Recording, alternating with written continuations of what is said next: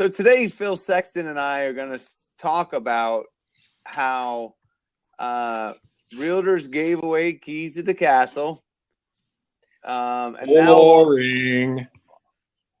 Okay, realtors are challenged with the new environment of selling, where the homeowner almost knows more details about the property than they do when the agent contacts them, from an online environment.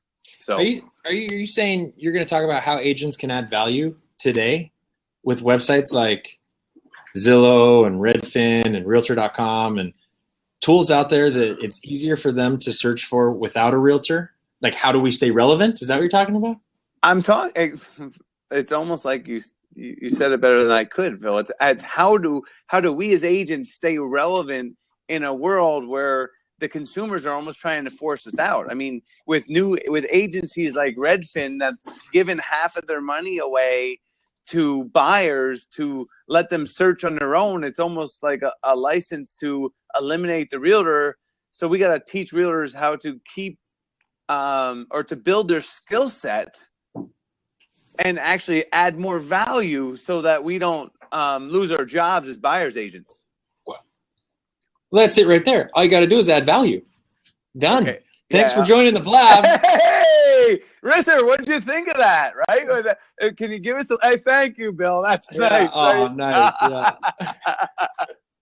But that's really it. I mean, Bill, like we're doing call scripting with our agents, and they're talking to buyers about bedrooms, bathrooms, and the thing is the conversation has to go deeper than that now, right, Phil? Yeah, like what? It is now causing the agent to be the true hyper local agent that we tell people we are online. How do you do that? You go out and do the work, Phil. Yeah. So one example, I think it'll be fun when we start to play some of the calls that we have recorded. Oh, we're going to need permission slips. From you. Yeah.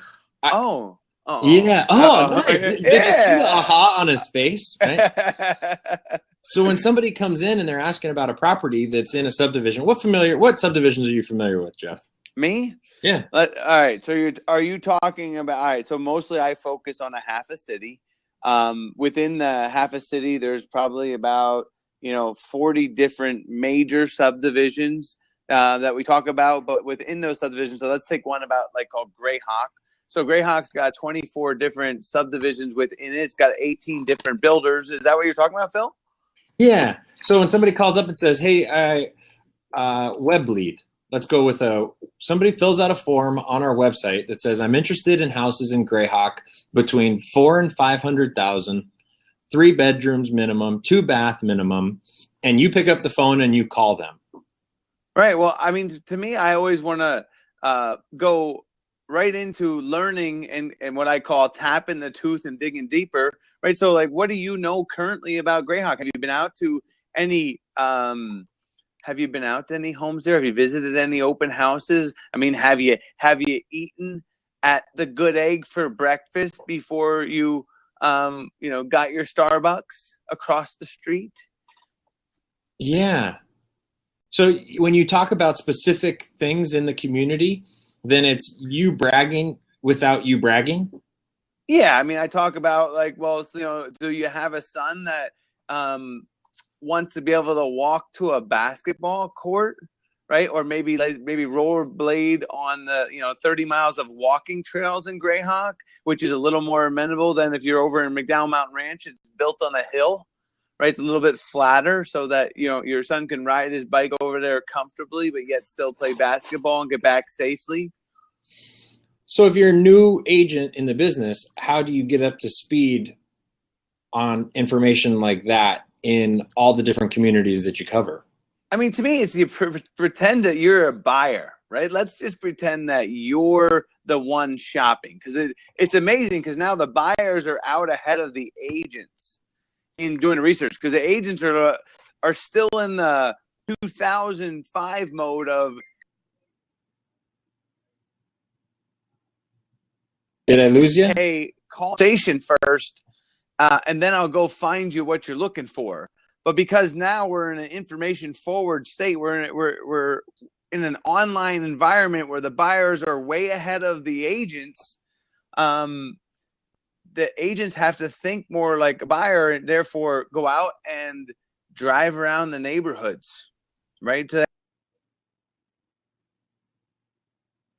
It's funny, every time your phone rings, your blab have pauses. to be able to but that's a good thing. That's not a bad thing.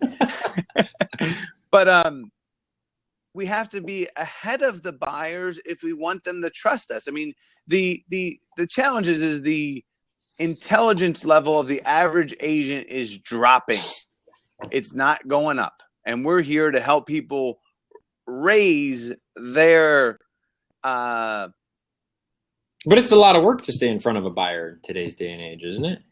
It is a ton of work. I mean, I didn't say it was easy, but if we want to keep making half of the commission, we can't let our buyers do all the finding of the houses and then just let us write the contract. Like I'm sorry, but in the future, the contract writing fee is not gonna be half a commission.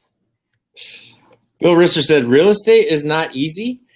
No, well, this is the challenge. It's easy. Thank you for the comment. I mean, it is in today's current environment, realtors are letting it be easy because they're like, go online buyers, do all the research, drive around the neighborhoods, go to open houses, and when you find a good one, I'll write a contract and collect the check because I'm a contract expert and I deserve 3%. In that case, real estate is very easy. Yeah. Okay, so here we go. True life story. Steelyhead, thank you for the comment. Yes, easy to do, hard to master. No doubt, bud, but thank you for that. So I'm sitting at one of our listings on Saturday. I'm holding it open from 1 to 4. Can you tell somebody who you are if this is the first time joining us? We didn't do an introduction. You just started talking. My name's Phil Sexton. I work at Realty One Group on the Seabuck team. Business partners with that guy over there. He's that way on my screen. Yeah. The funny thing is it's the opposite. Yeah. Okay. So business partners with that guy. Yeah, he's yeah, he is. Let's see. I was licensed in 2006. I'm more into the marketing side of the business, lead generation, he's the director lead of conversion. our internet marketing team, right? But director of internet marketing team. But I also sit open houses because lead generation and open houses kind of go together. But anyway, I'm sitting at an open house on Saturday from 1 to 4, and I had 30 people through the open house. And there was one couple that was there. It was actually a whole family. They had their kids with them as well. They actually knew a neighbor in the neighborhood. She came over, and so they had the same floor plan. So they were all picking the bedrooms, and they were there for, I don't know, 45 minutes to an hour. The husband starts negotiating with me on price. He says, the value that he thinks it's at. Because they're interviewing you as an agent, right, Phil? Yeah, I mean, I did my best. I pulled out the contract. No, I'm electronic. I said, let's go ahead and write it. And if that's your number, just kind of played with the conversation. Oh, no. I've got an agent. And his house had listed that the day before or the night before, the morning of. So he had a showing at his house. And so that's why he was out and comes into our open house. And then what happened the next day, Jeff? We got an offer. We got a call from the agent, said that they wanted to write an offer. And they wrote the offer at, I don't know. They wrote the offer. Yeah, so stop right there. They didn't even come to see the house. The agent never saw the house. The people found the house. They go through it. Then they call their agent and say, okay, great. Let's go. Let's put it together. Right? And the reason why I think you say we'll get to your question. Let's just finish this comment. Keep going, Phil. The comment is 10 years ago, that didn't happen, right? I'm sorry. It didn't happen with the frequency that it does today.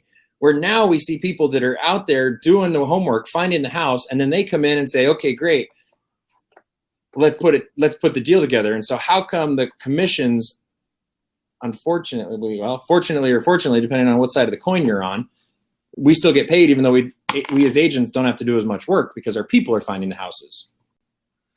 I don't know. Yeah. So how do you stay ahead of them? How do we stay ahead of them? To me, the agent could have if they knew they were looking in that neighborhood, could have previewed the property before, right?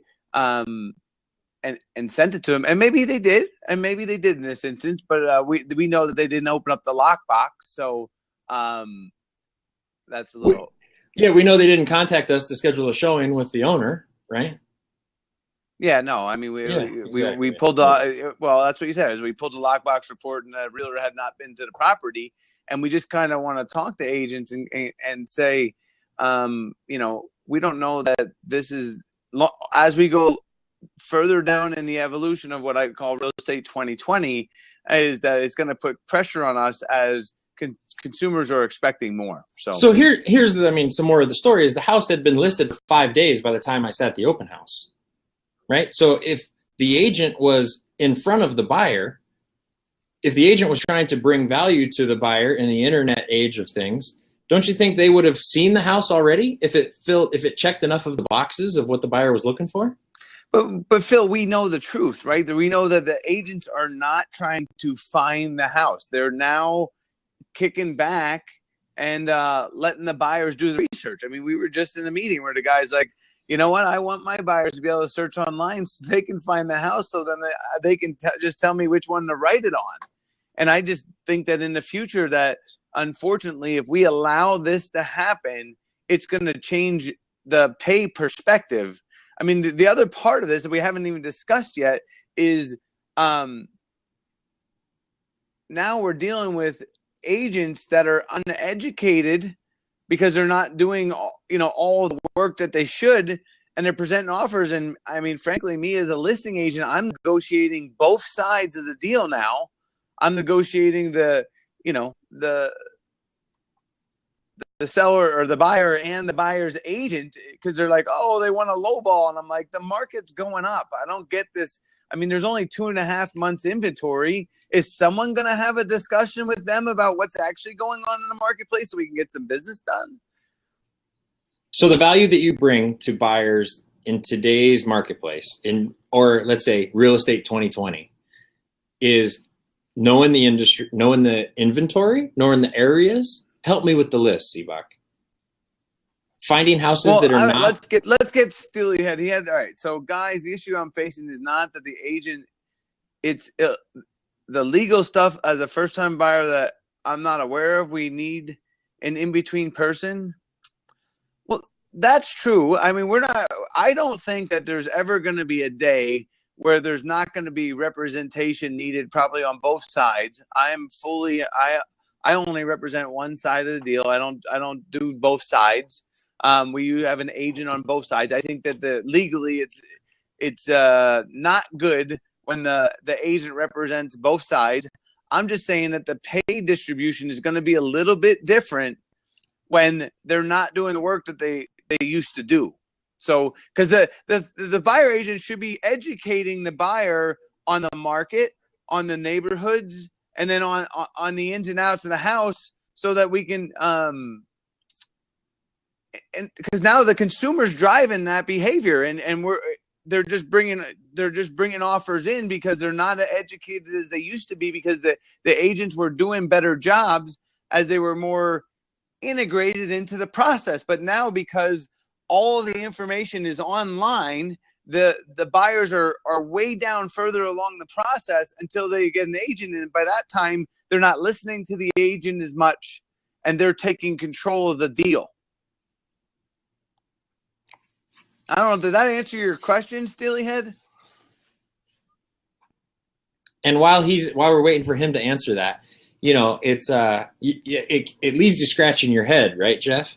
Because if the buyers are responding to our marketing and they're finding the house from what we're doing with marketing the home, why is it that we still feel, I don't even know that these words are going to come out of my mouth, that we should offer as much to the other agent through MLS as we do? That's true. I mean, Steelyhead's point is the other way. He's more taking the side of why should we not let consumers go buy a house without an agent? Hey, we power to the consumer, and the consumer is going to drive behavior. We can't control that, and we agree, and that's totally cool that the agent. I believe that consumers should. I'm just saying that I believe there'll be a time in the future that they'll pay for a service, which is contract writing or a third party, but it won't be paid as much. So then maybe the fees in the deal will be reduced, and it'll just be the listing side commission, and you'll just pay a realtor X amount of dollars just to write the contract. Okay, so then let's defend that then, Seebach. How do you defend your commission as a buyer's agent? Well, frankly, we just work harder. I mean, to me, when a buyer says, well, I can find my own house, I mean, my thing is we find houses that are better than they can find, because we can find houses that are not available online. I can educate them about, I mean, there's just the value of, after you do 500 transactions, and actually seeing 800 to 1,000 homes a year and knowing the chemical makeup of neighborhoods, there is actual value that we're providing. I mean, it's just hard because a lot of Steelyhead, you're absolutely 100% right on. The majority of agents, but this is why we're pushing towards trying to stop agents from not being clueless, right? To get them educated. Yeah. So, and I love the question, Steelyhead. You're saying you have access that I don't. We know of right now, we've got 25 houses that we're working on bringing to the marketplace. So we have access to those that you may not know of, right? We also know that we have ways that we can find other houses that meet your criteria that may not be public on the internet. So, but that's the work that we teach our agents to do so that we can justify what we're making in today's day and age. Yeah, I mean, as a top agent, we just have access to a lot more houses because we sell houses that never come to market. And frankly, often they're the best houses, right? The best houses sell in the first 3 to 5 days.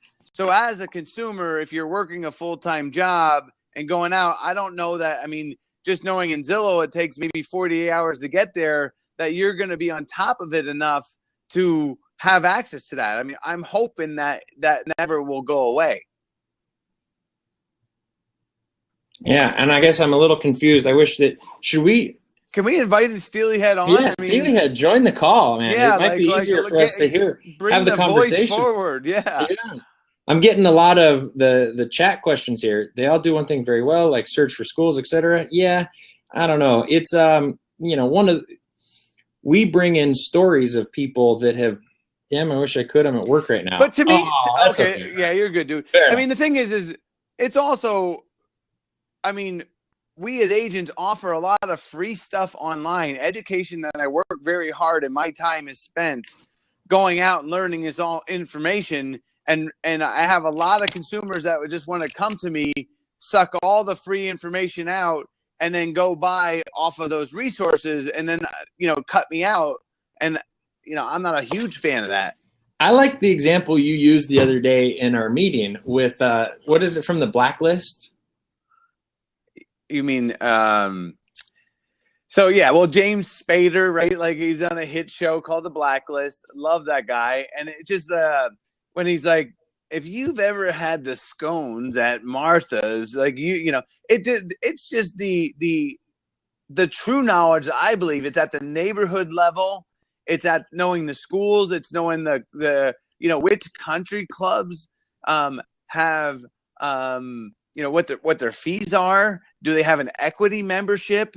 I mean, there's a lot that people, and granted, there's a lot of buyers that want to go out and find out all that information on their own, but I bet you if it was included in a deal that they would rather work with us. I think it's the experiences with uneducated agents that lead them to, when you Google agents, all real estate agents are scum or worthless or whatever. They're judging the few, but it's not all. I kind of just want to raise the level a little bit, Phil. Right. Cool. What else do you want to cover here, Seebach? I don't know. I just wanted to have a conversation. I mean, to me, it's just the idea that finally the real estate industry is about to change, and that actually realtors, if they want to continue, I mean, what we're seeing is like we're seeing top agents come in and interview us. So we do a little bit of coaching. We build websites for agents, and we run a team. Last year we did $95 million in production. Last year myself individually I sold 106 houses for a little over 58 million with lots of Phil's help. But what we're seeing is agents come to us that lived off referrals their entire life, and that referral engine is shutting down, right? Because they're getting replaced by the online agent. So these agents then have to, it's just like the person we met with before talking about their website, is they have to retool themselves to understand the new value proposition that they have to offer to continue to regrow their business. And that I wish it was easier, but it's going to be a challenge because it just, it took a long time to build all that clientele, but now that clientele is online looking at homes with somebody else and out looking at open houses and not calling them, and all of a sudden they're in the middle of a real estate deal, and that great agent that helped them 8 years ago that's not staying in touch with them is is no longer in the loop. Yeah, let me see here. Hopefully I'm saying it correctly. It's Sandra Brevet, I believe. So Sandra, Seabach and I totally subscribe to that thinking. Right? It is, we love the people that we've done business with more than we love people we've never met, meaning a farm area, or more than we love people that we've never done business with, meaning prospects. So the ones that have used us, that we have relationships with, we have take more care in keeping those relationships in than we do. I don't know. What am I trying to say? Than what we do in bringing on new clients. Right? I mean, let me say, of course, respect the database. Sorry, Phil. I guess to me, it's the evolution out of the Brian Buffini era, right? Hey, let me just pop by, and need a referral. I think that we're going to have to do a better job as agents in performing real estate services and adding value to our clients, or we can't just beg them for business, right? We're going to have to do a better job day in, day out for them and actually work hard to prove our worth, or we're going to be eliminated by the internet. Yeah, and Steelyhead, I disagree with the comment that buying a house is mostly a one-time deal, just because of the number of repeat businesses that we have. I mean, I remember Jeff, you've the story about the client that came in and he just wanted to buy a $40,000 piece of land, and then he turned into, 6 transactions within 3 years? I mean, it's and the thing is we're in the ebb and flow. I mean, we're at the statistical bottom, and what that I see. I mean, only 60% of Americans own a home. In 2005, it was 65% due to the dark years that we went through. It's not in trend, but as the economy continues to improve, I mean, obviously we're in a super economy here in Arizona, and not all are that way, but we have heard from representatives at NAR there's low volume or low inventory around the country, that real estate rebuilding that reputation, and we're going to head back where people because when you have negative equity, you're not looking to buy or sell, right? But when you have positive equity and you can move up, you want to move up. So it will change. Building and maintaining relationships is so important. Bill, you're 100%. I mean, there's no doubt about that. I'm just saying, I don't know. I think we got to take it to another level. Yeah, and let's be honest. We know Bill Risser in real life. I mean, I guess I'd call it a relationship that we have with them, right? That we try to maintain. I don't know, Bill. The survey is still out. Like, I mean, I enjoyed having breakfast with you in Prescott, but I don't know. Is it important to have relationships? I'm just messing with you, man. Absolutely. Relationships are definitely. Let's see. Steelyhead, I'm wondering. Okay, yes. What about the one above that? Can we do haha? So you believe that a bounce is coming? No dip the market and run? Ooh, I mean, we have, in my world, we have declining inventory and increasing demand. So, I mean, if you're in Oklahoma and you have decreasing demand, may there be a dip? Sure, right? I know that we have relationships over in California, and they're seeing decreasing inventory. I mean, if there's no black swan, I see the leveling out and back to. I mean, real estate wasn't meant to go like this, right? I mean, let's be honest. When somebody came out, called the president, and said everybody should own a home, that's probably not true. And making mortgage rates so low that everybody could buy one, and I don't know that we'll see that environment again. I just think we're just going to go back to normal. We're in Scottsdale, Arizona, Sandra. Okay, Phil, nice. Okay, what was the question Steely had said? Yeah, so Steely had said, putting an offer on a house built in 1960, contacted the city, no permits on file. Should I be concerned or no big deal?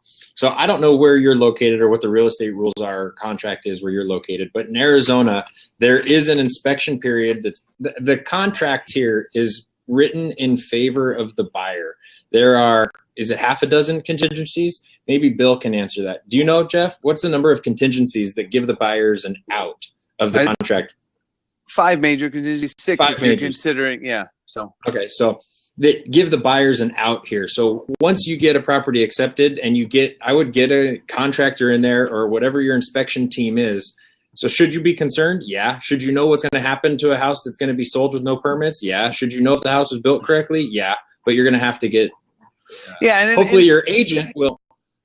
In Phoenix and in Scottsdale, they allow you to get a permit after the work was done.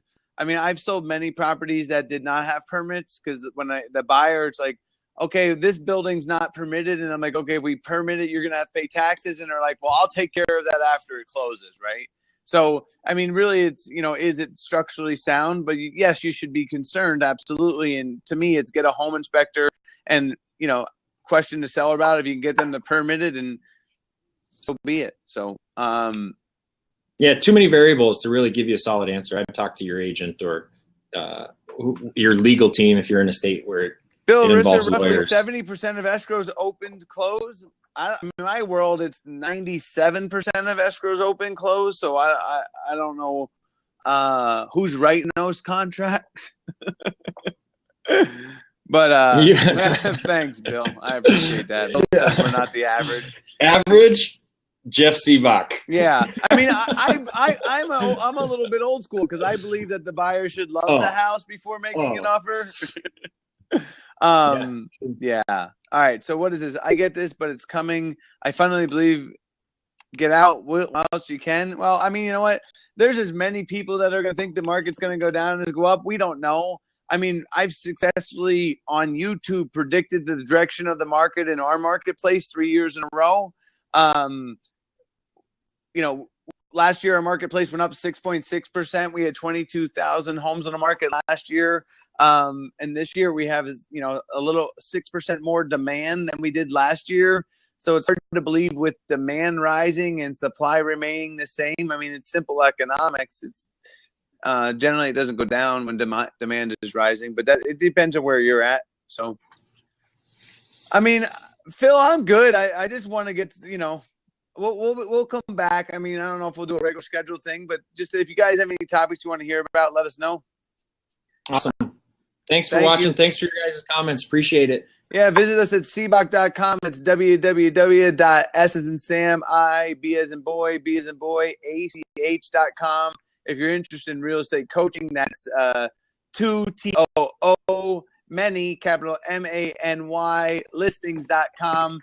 Phil actually helped me increase our listings by 250% this year. We listed 36 houses in the first quarter. Last year, we only listed 14.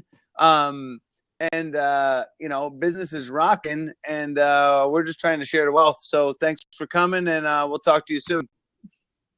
Zillow. Steely had. Sorry, one more. I'll finish that one. This estimate in our city is off on average by 11.7%. So generally, when I go out to see a property, I'm within 2%. So up and down. I mean, I went to a house last night, and his estimate was for $994. I told the guy he would list it for $650. So they were only off by like 28% to the high side.